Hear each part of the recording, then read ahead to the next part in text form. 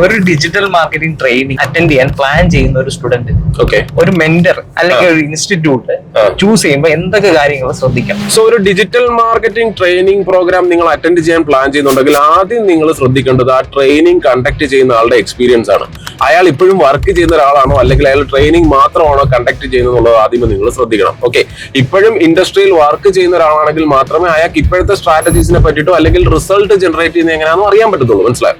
അത് first question. Next question എന്ന് പറയുന്നത്, ഈ ഒരു ട്രെയിനിങ് പ്രോഗ്രാം അറ്റൻഡ് ചെയ്ത് കഴിഞ്ഞാൽ നിങ്ങൾക്ക് ഒരു ജോബ് അഷുറൻസ് അയാൾക്ക് തരാൻ പറ്റുമോ ഇല്ലയോ എന്നുള്ളതാണ്. നമുക്ക് ഏത് കാര്യത്തിലാണെന്നുണ്ടെങ്കിലും നമ്മളൊരു എന്തെങ്കിലും ഒരു പൈസ കൊടുത്തു കഴിഞ്ഞാൽ നമ്മൾ അതിന്റെ റിസൾട്ട് നമുക്ക് ജനറേറ്റ് ചെയ്ത് കിട്ടും. ഈ ഒരു എഡ്യൂക്കേഷൻ ഇൻഡസ്ട്രിയിൽ മാത്രം അത് ഒരിക്കലും നടക്കാറില്ല. എപ്പോഴും പറയുന്ന അസിസ്റ്റൻസ് എന്നാണ്. എന്ന് പറഞ്ഞാൽ അവർക്ക് കോൺഫിഡൻസ് ഇല്ല നിങ്ങൾക്ക് ഒരു അഷുറൻസ് ആയിട്ട് നിങ്ങൾക്ക് ജോബ് കിട്ടും എന്നുള്ളത്. മനസ്സിലായോ? രണ്ടാമത്തെ ക്വസ്റ്റ്യൻ അതാണ്, നിങ്ങൾക്ക് ഒരു പ്ലേസ്മെന്റ് അഷുറൻസ് അവർക്ക് തരാൻ പറ്റുമോ ഇല്ലയോ എന്നുള്ളത്.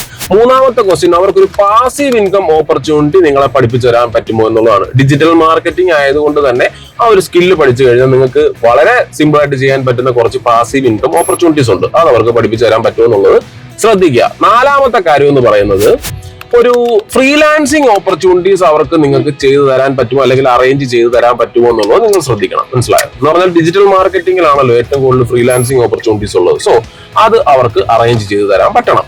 നാലാമത്തെ കാര്യം. അഞ്ചാമത്തെ കാര്യം എന്ന് പറഞ്ഞാൽ, ഈ പറഞ്ഞ കാര്യങ്ങളെല്ലാം അവർക്കൊരു ഡോക്യുമെന്റിൽ എഴുതി ഒരു ലീഗലി ഒന്ന് സൈൻ ചെയ്ത് തരാൻ പറ്റുമോ എന്നുള്ളതും കൂടെ അവരോട് നിങ്ങൾ ചോദിക്കേണ്ടതാണ്. കാരണം ഈ പറഞ്ഞ ജസ്റ്റ് കൺട്രാക്ട് അടിച്ചിട്ട് പോയാൽ പോരല്ലോ, നമുക്കത് ലീഗലി അവർക്ക് നമുക്കിത് ചെയ്തു തരാൻ പറ്റുമോ എന്നുള്ളത്, സൈൻ ചെയ്ത് തരാൻ പറ്റുമോ എന്നുള്ളതും കൂടെ നിങ്ങൾ ചോദിക്കേണ്ടതാണ്. സോ ഈ ഒരു 5 കാര്യങ്ങൾ നിങ്ങൾ കൺസിഡർ ചെയ്ത് കഴിഞ്ഞാൽ നിങ്ങൾക്ക് ഒരു ബെസ്റ്റ് ഡിജിറ്റൽ മാർക്കറ്റിംഗ് ട്രെയിനറെ അല്ലെങ്കിൽ ഒരു മെന്ററെ നിങ്ങൾക്ക് ചൂസ് ചെയ്യാൻ പറ്റും.